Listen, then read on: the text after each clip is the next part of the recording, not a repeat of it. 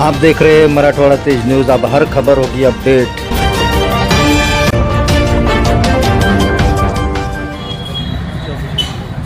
चलो पीछे।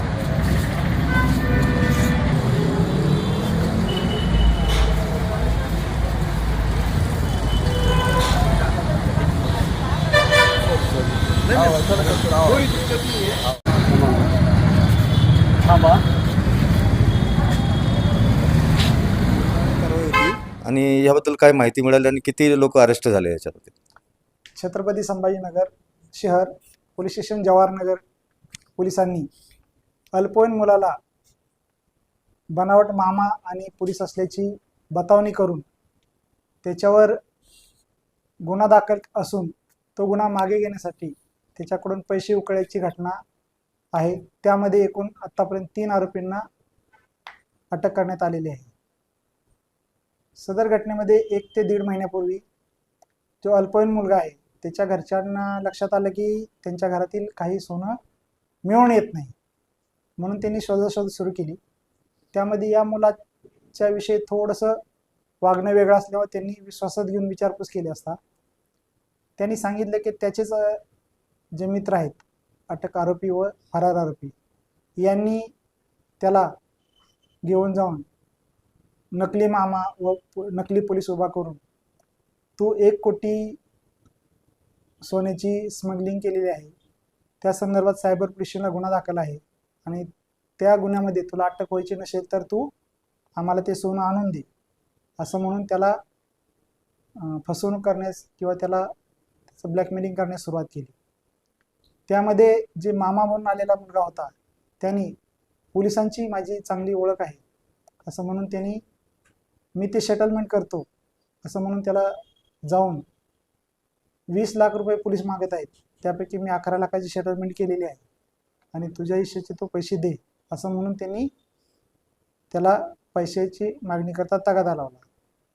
या मुलाकडे पैसे नसल्यामुळे त्यांनी घरच्यांच्या नकळत त्या घरातील काही सोनं सर्वसाधारणपणे 3 तोळे आणि 7 ग्रॅम सोने हे अंदाजे 2.5-3 लाखाचे सोने हे त्यांनी घरच्याच्या नकळत काढून या आरोपींना नेऊन दिले।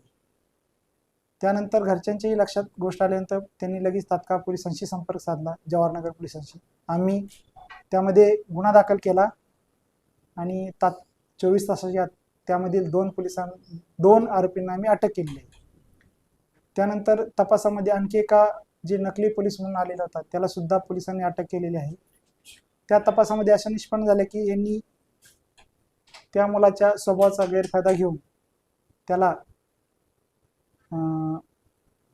भीती दाखवून गुन्हा दाखल झाला आहे तुला अरेस्ट होईल अशी भीती दाखवून नकली पोलीस उभा करून त्याला पैशासाठी किंवा सोने देण्यासाठी तगादा लावला। त्याच्यातून ही घटना घडलेली आहे। त्यातील या अटक आरोपीकडून अशी माहिती मिळाली की त्यांनी ते सोनं रोहन उगले या फरार आरोपीकडे दिलेले आहे व तेजस्वी पवार हा सुद्धा अजून फरार आहे। तसेच नकली पोलीसपैकी अजून एक आरोपी आपल्याला अजून मिळालेला नाही, त्याची माहिती मिळालेली नाही। तर पोलीस त्या आरोपींचा शोध घेत आहोत। आरोपीचा शोध घेऊन गुन्ह्यातील जे सोने आहे ते हस्तगत करण्याची तजवीज ठेवली आहे। आता अटक आरोपीकडून त्यांनी गुन्ह्यात वापरलेल्या 2 मोटरसायकल जप्त करण्यात आलेले आहे। आरोपींची पोलीस कस्टडी घेऊन त्यांच्याकडे विचारपूस सुरू आहे, गुन्ह्याचा तपास सुरू आहे। सर आरोपीचं काय नाव आहे आणि हे एज्युकेटेड आरोपी आहे का? उच्च शिक्षित आहे म्हटलं तर काय काय त्यांनी हे केलेलं आहे? एज्युकेशन त्यातील काय? एक आरोपी गौरव धनडे हा बीटेक झालेला आहे, वेदांत राठोड हा BSc झालेला आहे। त्यानंतर अमित मेहतो राजपूत हा आरोपी BCA केलेला आहे। इतर आरोपीविषयी अजून अटक नसल्यामुळे त्याच्याविषयी आम्हाला त्याबद्दल माहिती नाही। त्यांना अटक केल्यानंतर पुढील कारवाई करण्यात येईल। नाही, त्यांनी तसं काही पोलिसाचा ड्रेस वगैरे किंवा पोलिसाचं कुठलंही निशाण असं केलेलं नव्हतं, परंतु त्यांनी भासवलं होतं की ते पोलीस आहेत म्हणून। नेमकं ह्याला ब्लॅकमेल करण्याचं कारण काय होतं? कसा मुलगा आहे, अल्पवयीन आहे, त्याला जास्त समजत नाही म्हणून त्यांनी प्रथम त्याला तो घाबरला ना, गुन्हा दाखल झाल्यानंतर घाबरला। पण मुलाला माहित होतं की त्यांनी कुठलाही गुन्हा केलेला नाही, परंतु लहान असल्यामुळे त्याच्या लक्षात नाही आलं आणि त्याचाच गैरफायदा घेऊन हिनं त्याला घाबरवलं की तुझा गुन्हा दाखल होईल, पोलीस तुला अरेस्ट करतील. मग त्या भीतीपोटी त्या मुलांनी ते सोनं काढून दिलेलं आहे. असं कुठलाही वेगळा प्रकार त्यांनी केलेला नाही त्यांनी. सर, ह्यामध्ये ज्यानं सोनं विकलं असेल, यामध्ये अजून काही ज्यांनी खरेदी केलं त्यांची शक्यता आहे का अजून अटक होण्याची? आता यामध्ये अजून 2 आरोपी फरार आहेत, 3 आरोपी टोटल. तर अटक आरोपींनी ते सोनं हे फरार आरोपीकडे दिलेलं आहे असं सांगितलेलं आहे.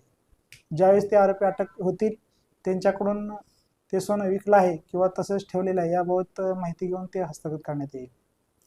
याच्या पूर्वी यांच्यावर काही गुन्हा होते का त्या आरोपी जे आहेत? आतापर्यंतच्या तपासात त्यांच्या विरुद्ध पूर्वीचे काही गुन्हे असल्याचे निष्पन्न झालेले नाही त्यामध्ये.